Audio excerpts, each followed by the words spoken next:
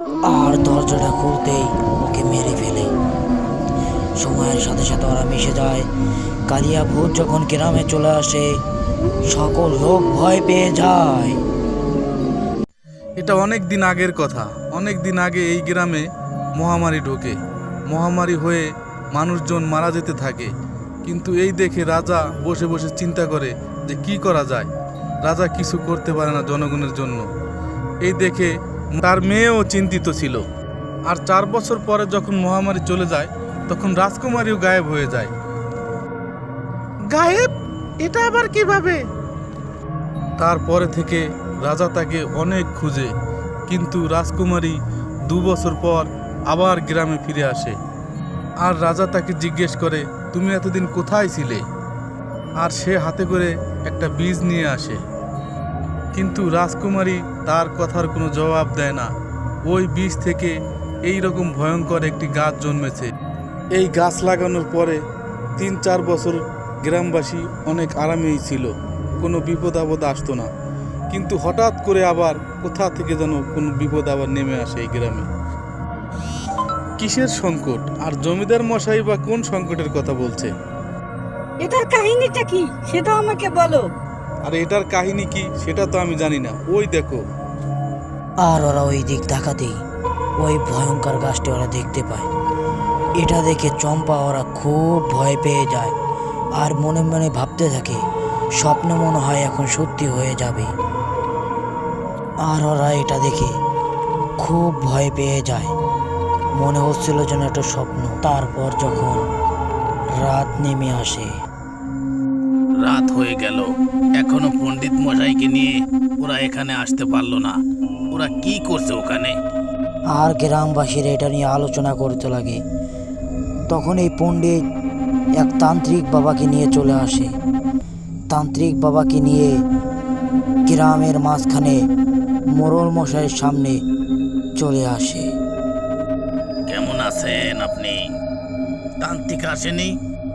তান্ত্রিক মহারাজ সকাল থেকে ধ্যানে বসেছে, আর এটা আমি দেখে এসেছি। হি হি হি হি। আর এজন্যই আমি এখানে এসেছি। আর তুমি তো কালিয়া ভূতের সম্পর্কে জানো। আর কোনো সমস্যা নেই, আমি সব কিছু জেনে শুনে এখানে এসেছি, বুঝলে? আর আমি আপনাদের পুরোপুরি সাহায্য করব। তাহলে বলুন, এখন আমরা কি করব? আর আমরা এই গ্রামের সবাই মিলে আজকের রাত জাগবো। আর রাত জেগে আমরা বিশাল বড় একটা আয়োজন করব খাওয়া দাওয়ার। আর দেখব কালিয়া ভূত এই গ্রামে আছে কিনা। কালিয়া ভূত যদি ওর সাহস থাকে তাহলে আমাদের সামনে ওর আসতেই হবে। আর আমাদের কারো কাছে কোনো অস্ত্রই থাকবে না, বুঝলে তোমরা? ঠিক আছে বাবা, ওকে। আরে গ্রামের লোক কত বোকা! একটা মৃত ব্যক্তিকে নিয়ে তারা সমালোচনা করতেছে, সে নাকি আবার ফিরে আসবে। আর এই গ্রামের লোক সব গায়েব হয়ে যাচ্ছে। এটার জন্য তো কালিয়া ভূতেরই হাত আছে, ঠিক না? আরে তুই চুপ থাক। আর তান্ত্রিক বাবা পুরো রেডি হয়ে ওকে ধরার জন্য রেডি হয়ে যায়। সম্পূর্ণ চেষ্টা করে যাচ্ছে তান্ত্রিক বাবা। আজকে রাতে সবাই সবার ঘরে চলে যাবে, কেউ বেশি রাত করবে না, বুঝলে তোমরা এলাকাবাসী? আর তখনই জোরে জোরে বাতাস আসতে লাগে। পণ্ডিত আর তান্ত্রিক বসে বসে কথা বলতে থাকে। আর এটা চম্পার শিলা দেখে ফেলে। আর এটা জমিদার বাবু আর তার স্ত্রী এবং রাহুল দেখে ফেলে। আরে ওখানে বসে শুধু শুধু সময় নষ্ট করো না, এখানে চলে আসো, কিছুই হবে না। আরে তুমি যদি কাউকে নাই মানো তাহলে কাউকে নিয়ে তুমি মজা করতে পারো না? রাহুল ওর বাবার কথা শুনে চুপ হয়ে যায়। আর তখনই বড় বড় হাওয়া আসতে লাগে। 4 জন কালিয়া ভূত চলে আসে আর বড় বড় আওয়াজ দিতে থাকে। গ্রামের মানুষ এই শব্দ শুনে তারা তো খুব ভয় পেয়ে যায়। দাদিমাও খুব ভয় পেয়ে যায়। আরে এই আওয়াজটা কোথা থেকে আসছে? তাড়াতাড়ি দরজা বন্ধ করো, বাইরে থেকে এই আওয়াজ আসছে। আরে আমার কথা কি তোমাদের কানে যাচ্ছে না নাকি? তাড়াতাড়ি দরজা বন্ধ করো, কেউ বাইরে যাবে না, আমি বলছি তো। আর এই কথা শুনে চম্পা আর সেলিনা ভয় পেয়ে যায়। হে প্রভু, আজকে আমাদের রক্ষা করো তুমি। জানি না আমাদের কপালে আজকে কি আছে। আর এই আওয়াজ শুনে তান্ত্রিক আর পণ্ডিত খুব ভয় পেয়ে যায়, কিন্তু তান্ত্রিক মন্ত্র পড়া বন্ধ করে নেয়। আরে তান্ত্রিক বাবা, দেখুন কালিয়া ভূতের আওয়াজ কিভাবে আসছে। এই কথা বলেই পণ্ডিত ভয়ে জলদি করে ওখান থেকে পালিয়ে যায়।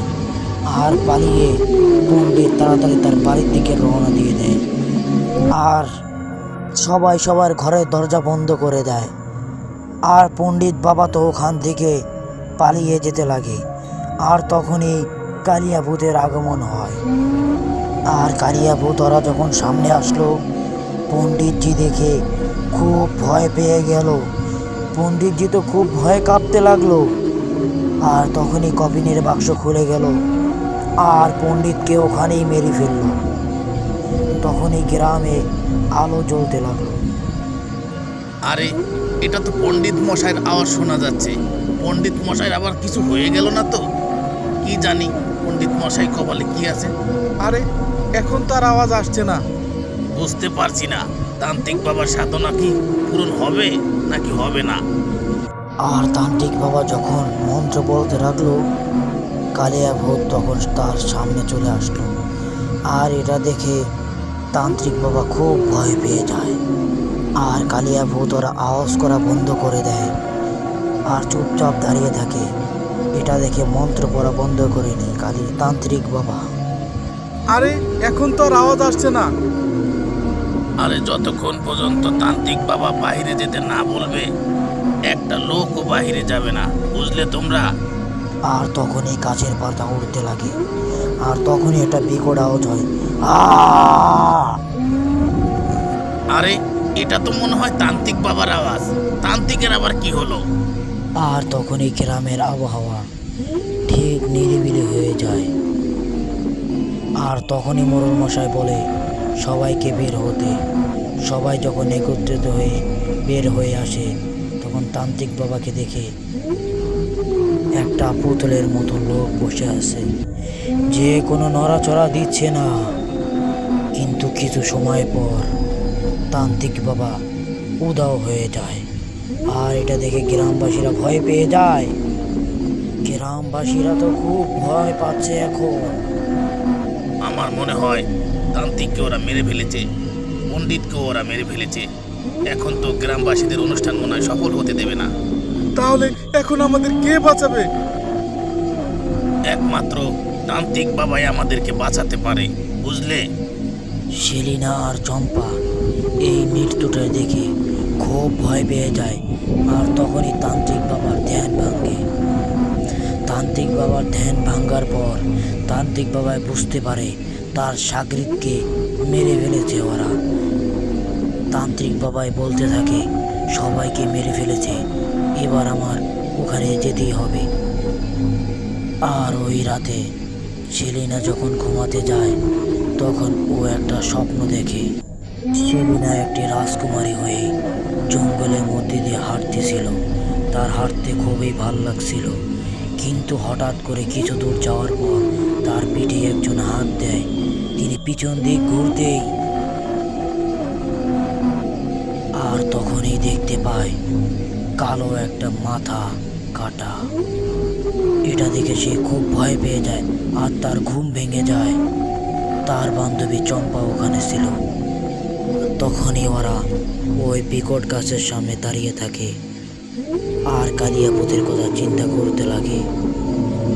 আর তারপর কি হয় তা দেখতে হলে আমাদের চ্যানেলটিকে সাবস্ক্রাইব করো, কারণ আমরা দ্বিতীয় পার্টে কালিয়া ভূতকে কীভাবে হত্যা করে সেটা দেখিয়ে দিব।